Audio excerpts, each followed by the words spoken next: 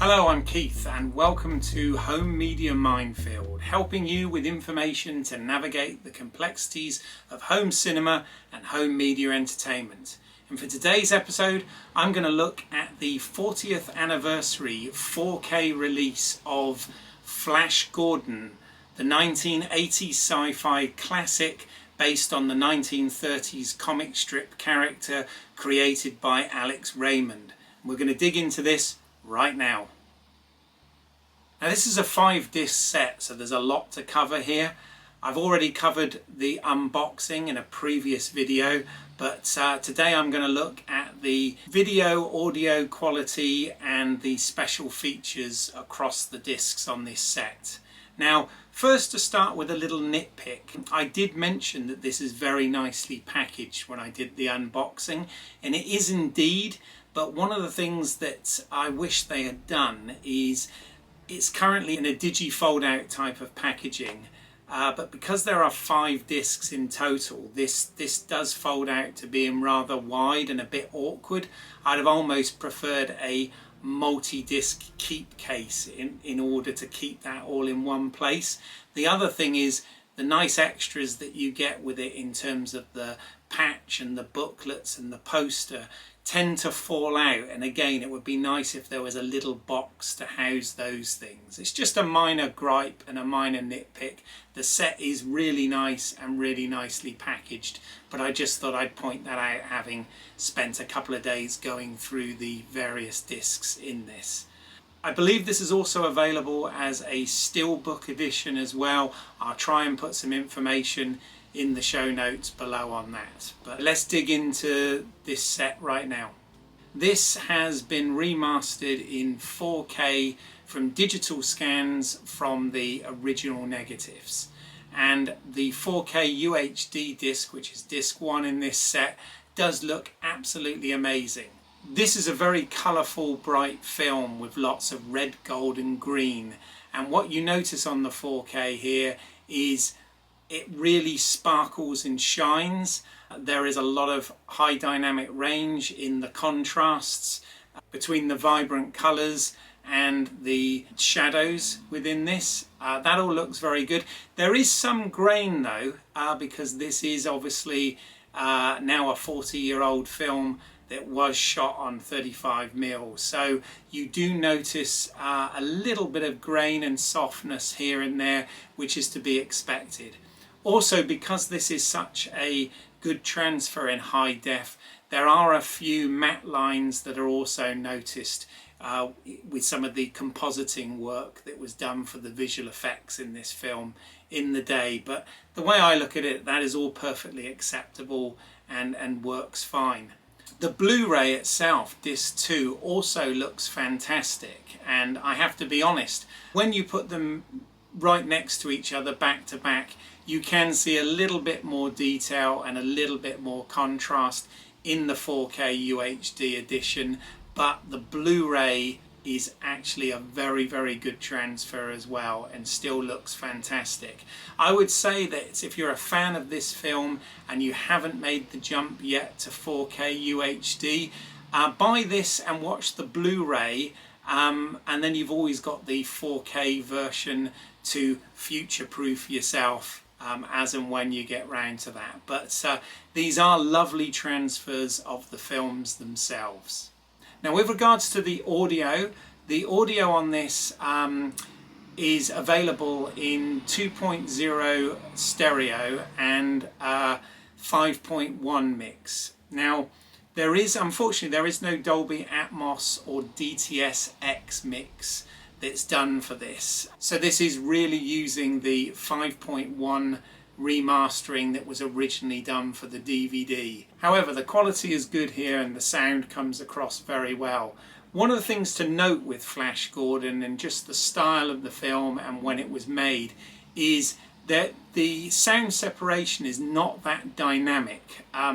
There's a lot of sort of omni stereo coming where the sound appears to be coming from all speakers all around you, so it is very immersive, but it doesn't have separation in the way that a lot of films do with the rear channels, etc., at least on the system that I was watching it on. Also, something to note that is a little bit odd: the default setting when you put the disc in and hit play is the Dolby 2.0 track, not the 5.1 mix. So if you do want the 5.1 mix, you need to go into the setup menu and select that. Otherwise you just get the stereo soundtrack as a default on this. So I thought I'd point that out. The other thing that's really weird with the menus on disc 1 and 2 is the menus themselves are very easy to navigate and work well, but there is no audio while the menus are playing. So there's no music soundtrack or anything like that. It's just quiet, which I thought was really odd, particularly as on some of the other discs, the bonus feature discs and whatever, there is some backing sound effects, wind noises and things of that nature, but not on these discs. Again, doesn't really matter, but just something I noticed watching this and thought that I would point out. So looking into the special features on this, first of all, this contains 2 commentary tracks, but they're not new commentary tracks, they are commentaries from previous releases.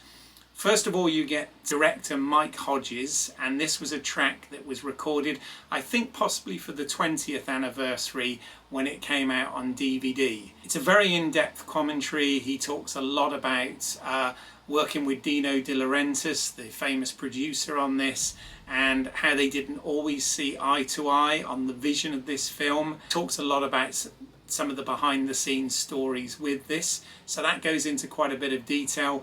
The other track is by actor Brian Blessed, who played Vultan. Very amusing track, lots of stories and anecdotes from him.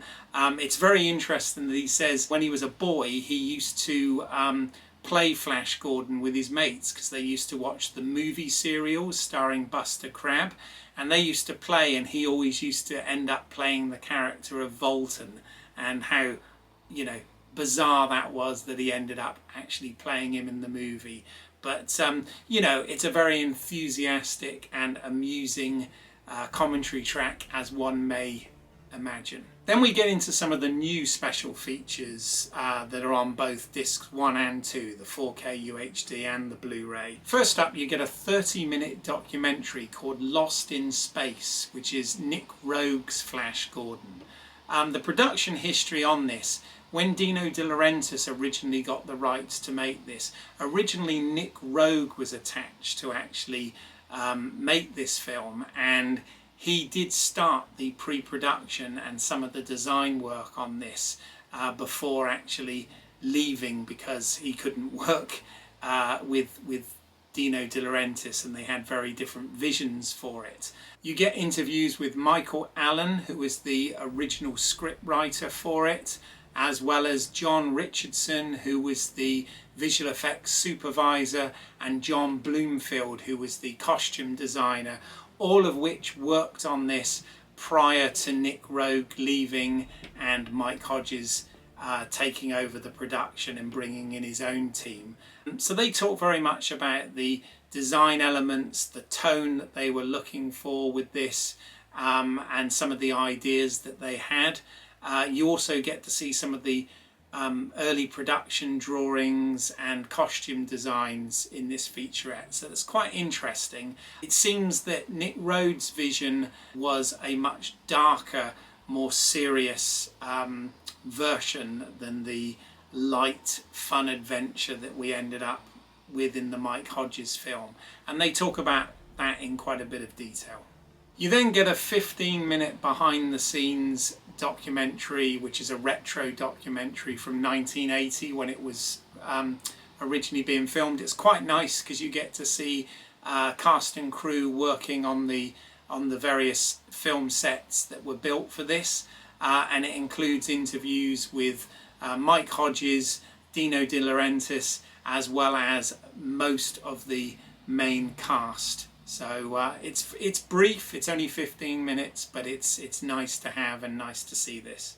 And beyond that, you get various stills and storyboard galleries and the theatrical trailer. These special features are the same for both the 4K UHD disc and the Blu-ray disc. Next we get into disc 3, which is a Blu-ray disc with special features on it. The first of which is a 30-minute interview with director Mike Hodges. Now this interview was made in 2002, so it's not that up to date, but Mike Hodges does talk about his career. He talks about his early interest in films and his particular love of the French New Wave cinema.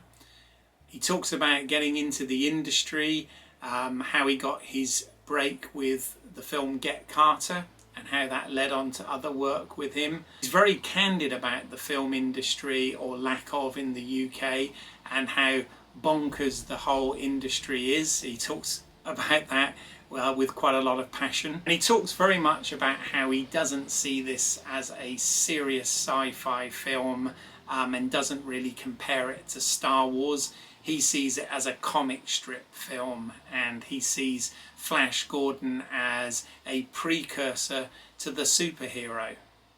Next up we get a half-an-hour episode of the Flash Gordon animated series from 1979.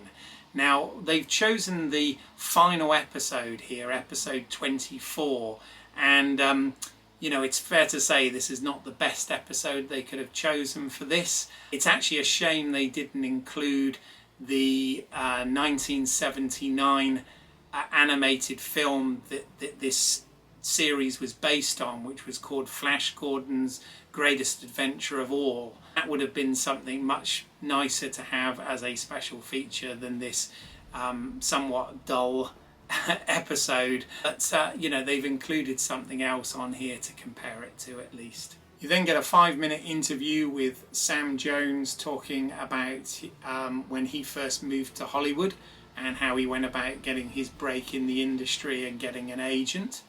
There's then a 5-minute documentary on merchandising with Jason Labyrinth and Jason Lindsay, who both work for companies that now produce Flash Gordon merchandise. They talk about when they were kids growing up and Flash Gordon came out, how there was a general lack of merchandise compared to other properties like Star Wars, Star Trek, The Black Hole and Buck Rogers, all of which had action figure lines available, but Flash Gordon never did, and their companies have been responsible for producing some of the action figures that are available today. You then get collector Bob Lindenmayer talking about some of the research that he'd done on some deleted and alternative scenes that were from the film that are sadly lost and not on this set. But he talks about there was a scene where Dell gets put into a spider web and attacked by a giant spider that they'd filmed but not used. And there was also a scene that implied that Clytus was a clone, and there were a number of him, and apparently the sequel script would have involved the clone of Clytus turning into Ming by the end of the film, and the mystery shot at the end of the film where you see the ring get picked up and it says "The End?" ? That hand is actually supposed to be Clytus's. So an interesting theory on that, but unfortunately no footage to go with this. And the remainder is filled with extended interviews and behind the scenes footage from material that was gathered for the Life After Flash feature film. You get some cast and crew interviews for the 35th anniversary. Unfortunately it's quite poorly shot. It looked like somebody just literally filmed it on their phone, but it does capture a few bits and pieces of the interviews, and I think this was never really intended to be shot and shown as a production. It's just some extra footage that they found and decided to include on the Blu-ray here, which is nice. You then get an extended interview with subtitles with poster designer Renato Cazzaro, where he talks about the iconic design of the Flash Gordon movie poster and his involvement and process to doing that. And then there's about 20 minutes of cut and extended interviews from the Life After Flash feature. These include Brian Blessed, Brian May and Melody Anderson, and it's just more stories from the set and bits that weren't included in the final feature, but they've put those interviews on this Blu-ray to give us a bit more information, which is nice. And then disc 4 is a Blu-ray of the documentary Life After Flash, which is directed by Lisa Downs. It runs for 1 hour and 35 minutes, and it is quite a moving documentary. It talks about Sam Jones's life, both prior to becoming Flash Gordon and since becoming Flash Gordon. It was filmed in 2017, so it's quite recent. It's nice that it's included on this set. It is available to stream on Amazon Prime and some other streaming platforms, but it's well worth a watch. I don't want to say too much about it because I don't want to spoil it, but check that out. That's disc 4. And then disc 5, which rounds out this set, is a CD of the wonderful soundtrack by Queen, which is always good to listen to. Although I'm sure purists out there will say that this should be purchased on vinyl, which you can do with a slip that's included in the box set. So that concludes my review of the Flash Gordon Studio Canal 40th anniversary 5-disc edition, collector's edition box set. As I said, I've got a few minor nitpicks which I've put in there, but basically if you're a Flash Gordon fan and you love this film, then this is definitely the set to get. I know that Arrow Video are also releasing a version of this for the North American marketplace. My understanding is the special features that are included on it are more or less the same, but there might be some different collectibles included within the packaging. I may have to look into that and come back, but if anybody's got any more details on that, please do put it down in the show notes. That would be fantastic. I'm also going to include a link down below for Flash Gordon, the official story of the film by John Walsh. You get an excerpt of that within this package, but it's definitely worth pre-ordering the full book if you're a true Flash Gordon fan. So I'll put a link to that down below, and a link as to where you can find this box set and the Steelbook edition. That brings me to the end of another home media minefield. I hope you found this information interesting. If you did find this interesting, please consider subscribing, liking and hitting the bell icon so that you don't miss anything moving forward. I put out reviews on home media once a week, but if there's anything particular that you'd like me to look into, again, put it down in the comments below and I will see whether I can get to that. Thanks for your time, and I will see you on the next edition of Home Media Minefield. And remember, Gordon's alive!